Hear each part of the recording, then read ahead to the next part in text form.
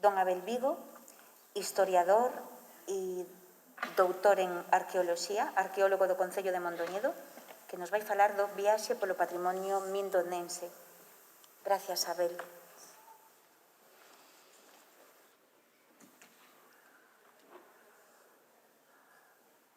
Vale, perfecto. Sí, sí. Nada, bo día. Imos a dar brevemente unha aproximación por todo o que é Mondoñedo dende o punto de vista da historia, do patrimonio, para dar idea de que dende, como decía Felipe, fai 2000 anos que temos actividade, incluso diría algo máis, polo que estivemos vendo. Si me pasas diapositiva, por favor. Gracias. Hai que comezar polo inicio, non? Sí, Mondoñedo é unha vila medieval, pero Mondoñedo non ten un orixe medieval.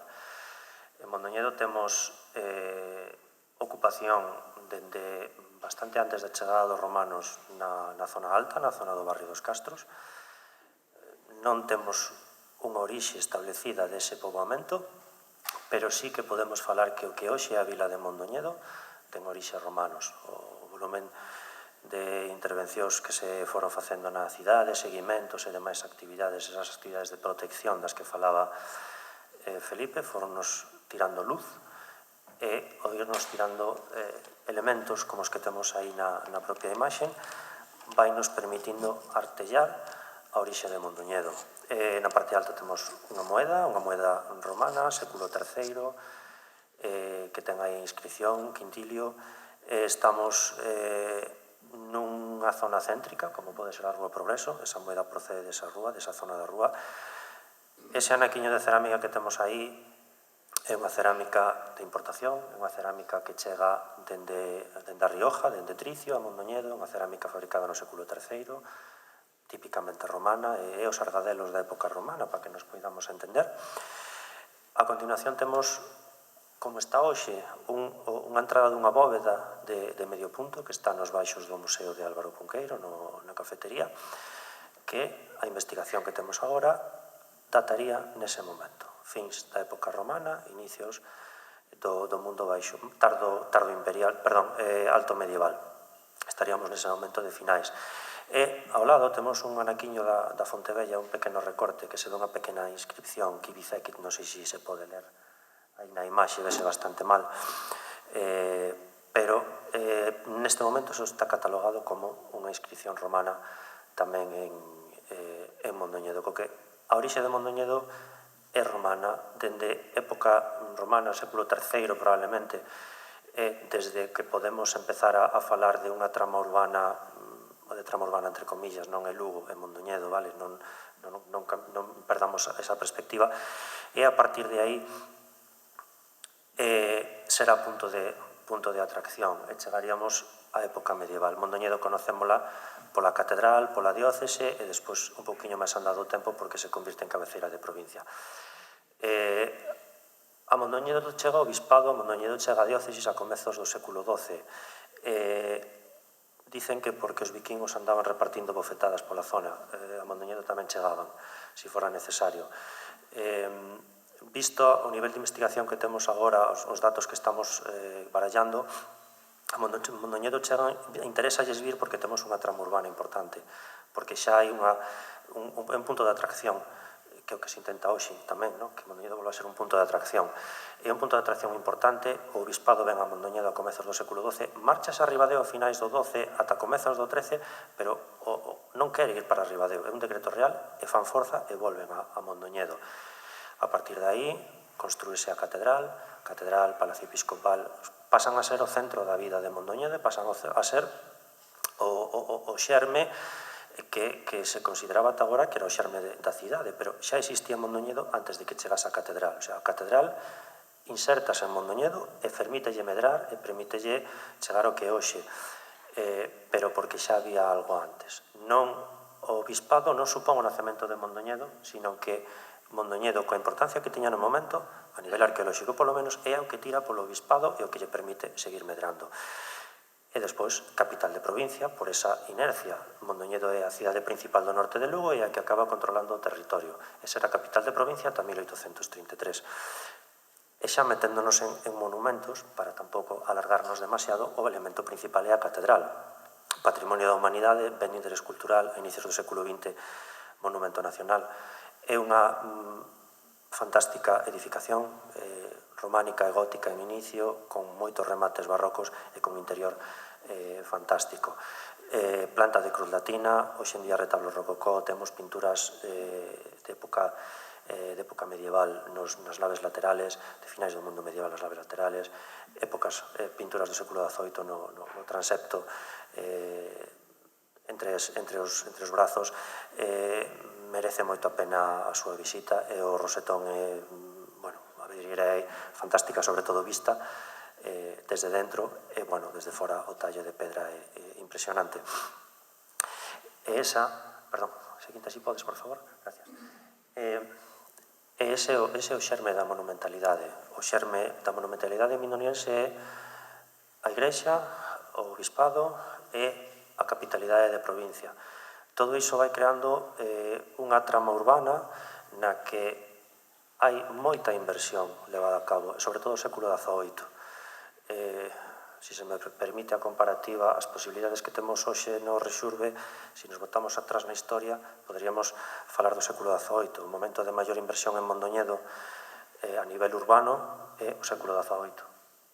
Temos as reformas da fachada da catedral, coa creación das torres, temos as reformas do Palacio Episcopal, en 3 fases, basicamente, incluso coa ampliación dun tramo novo. Temos reformas coa Igrexa dos Remedios, temos reformas convento das Concepcionistas, seminario, que se construí un seminario de novo, xa que o seminario original do século XVI non se podía ampliar e habría unha demanda moi importante para levar a cabo. Entonces, hai un boom urbanístico brutal no século XVIII. Ese boom urbanístico arrástrase no século XIX, Mondoñedo sigue a ser importante, sigue a ter un punto histórico, despunta sobre o resto das vilas durante todo o século XIX, a pesar de que perde capitalidade de provincia. Tampouco podemos entender capital de provincia como hoxe Lugo, non é exactamente o mesmo, pero sí que é un punto de atracción de inversións, de atracción de riqueza.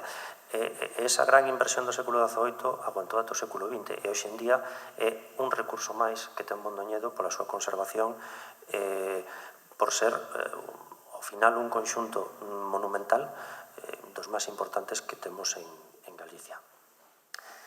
E xunto con isto temos tamén o Camiño de Santiago. Por Mondoñedo pasa o Camiño de Santiago, o Camiño do Norte, é un foco de atracción hoxe en día de peregrinaxe, pero xa dende moi antigo temos referencias ao Camiño de Santiago. Temos hospitales, un hospital relacionado con o Camiño de Santiago dende o século XIII, polo menos a nivel documental, e a donde podemos chegar estaría na Praza da Catedral, Hospital de San Paulo.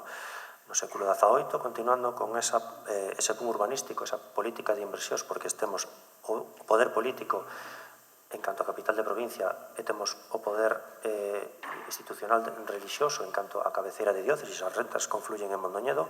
Temos o Hospital de San Paulo e San Lázaro, unificado na parte alta da cidade.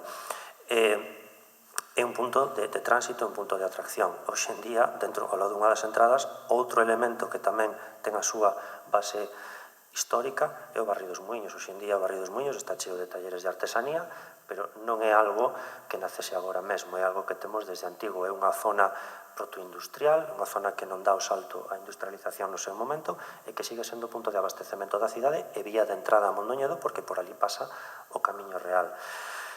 De feito, a porta da muralla medieval que tiña Mondoñedo, que comunica cos muiños, chamase Porta da Vila, que é unha das portas principales de entrada á cidade. Hoxe hai cantería, alfarería, serigrafía, títeres, oficios modernos, pero tamén temos restos de oficios antigos.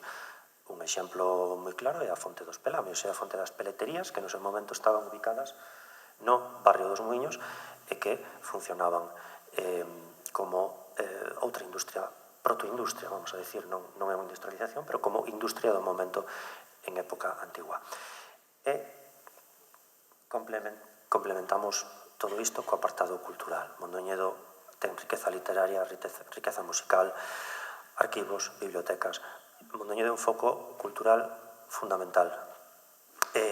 Álvaro Cunqueiro, nadie vai a descubrir agora mesmo, todo o mundo coñecemos, é unha figura fundamental da literatura galega.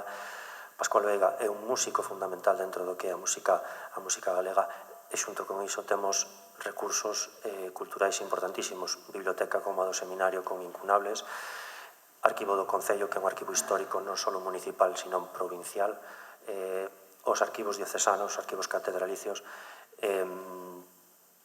que realmente abarcan moitísimos séculos de historia, queda moito por facer nese sentido, e son focos de cultura moi aproveitables a moitos niveles, incluso como punto de atracción de investigadores que este ano malo non, pero en anos previos COVID ves que están guardando cola para entrar no Museo Catedralicio e hai demanda de investigación dentro do Museo do Concello, perdón, do Museo Catedralicio, do Archivo Catedralicio, disculpade, e do Archivo do Concello. De feito, non fai moito, presentouse unha tese sobre Mondoñedo no século XVIII, con un traballo impresionante de estudio dentro dos museos.